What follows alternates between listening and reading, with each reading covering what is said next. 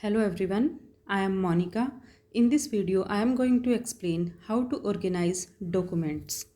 जब भी हम कोई रिसर्च करते हैं, चाहे हम कोई रिसर्च पेपर लिखें या अपनी थीसिस लिखें, उसमें हमारा जो भी टॉपिक है उस टॉपिक से रिलेटेड अगर हमने कोई भी बात किसी दूसरी बुक में पढ़ी है और हमें वो बहुत अच्छी लगी है और हम उसको अपनी थीसिस में या अपने रिसर्च पेपर में लिखना चाहते हैं तो हम ऐसा कर सकते हैं, लेकिन हमें उस बुक का जहाँ से हमने वो कोटेशन ली है उस बुक की डिटेल देनी पड़ेगी कि ये कोटेशन फ़लाँ राइटर के द्वारा लिखी गई फ़लाँ बुक में से ली गई है।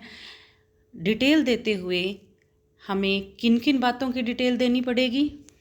डिटेल बताते हुए हमें उस बुक का नाम बताना पड़ेगा, किसने वो बुक लिखी उस राइटर का नाम बताना पड़ेगा, पब्लिशर कौन है उस बुक का ये बताना पड़ेगा।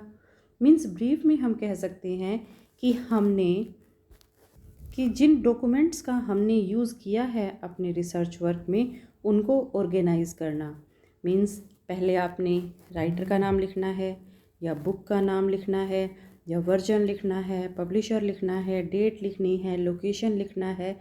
ये सारे के सारे डॉक्यूमेंट्स को ऑर्गेनाइज करना, दैट इज़ ऑर्गेनाइजिंग डॉक्यूमेंटेशन। सबसे पहले डॉक्यूमेंट्स के बारे में बताते हुए आपने ऑथर का नाम बताना है कि जिस बुक में से आपने कोटेशन ली है उस बुक के राइटर कौन हैं, उसके ऑथर कौन हैं। ऑथर एक हो सकते हैं, दो हो सकते हैं, तीन हो सकते हैं। उसके बाद आप बताएंगे टाइटल ऑफ सोर्स के बारे में, मीन्स उस बुक के नाम के बारे में कि उस बुक का क्या नाम था जहाँ से आपने कोटेशन ली है। उसके बाद हम बताएंगे टाइटल ऑफ कंटेनर के बारे में। ये ज़रूरी नहीं है कि हर एक जगह हो, लेकिन कुछ एक बुक्स के नाम लंबे होते हैं और उसमें एक सब टाइटल होता है। तो जब आप सब टाइटल के बारे में बताएंगे तो वो है title of container. Next is other contributors. उस बुक को लिखते हुए और कितने लोगों ने कंट्रीब्यूट किया है, अपना कंट्रीब्यूशन दिया है, आप उसके बारे में बताएंगे।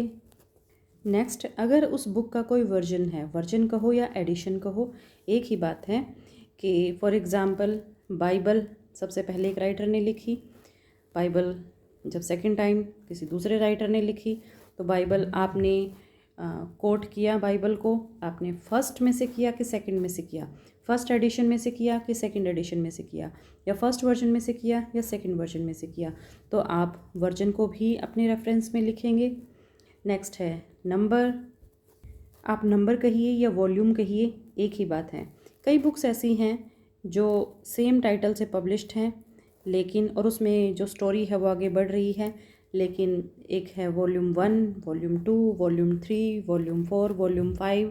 फॉर एग्ज़ाम्पल आपने फोर्थ बुक पढ़नी है, फोर्थ वॉल्यूम की बुक पढ़नी है, फोर्थ नंबर की बुक पढ़नी है, तो आप साथ में दोगे नंबर 4 या नंबर 5 या वॉल्यूम 4 या वॉल्यूम 5। उसके बाद आप लिखेंगे पब्लिशर के बारे में। बुक लिखी, उसके बाद उसे पब्लिश करवाने के लिए आप एक पब्लिकेशन हाउस में गए तो जो पब्लिशर जिसने वो बुक पब्लिश की उसकी डिटेल आपको देनी होगी। पब्लिकेशन डेट, किस डेट में पब्लिश हुई वो बताना पड़ेगा आपको। उसके बाद है लोकेशन।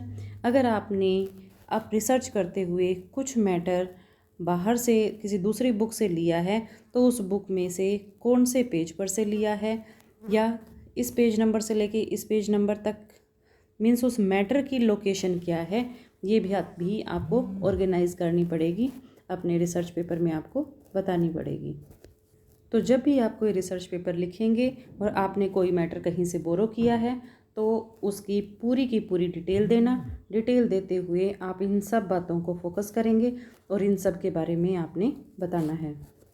और इन सब बातों को बताने के लिए, इन सब डॉक्यूमेंट्स की डिटेल देने के लिए एक प्रॉपर पैटर्न होता है। ऑथर का नाम कैसे लिखा जाएगा, बुक का नाम कैसे लिखा जाएगा, पब्लिकेशन डेट कैसे लिखी जाएगी, या लोकेशन को आपने कैसे शो करना है, इनका एक पर्टिकुलर पैटर्न है और उस पैटर्न के अकॉर्डिंग ही आपने डिटेल को रेफरेंस के रूप में लिखना है।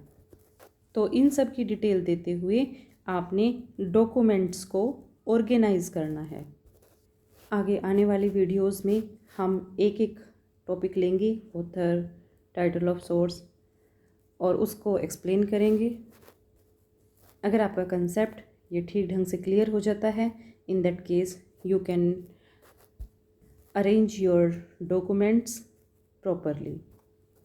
I hope you like this video. Thank you.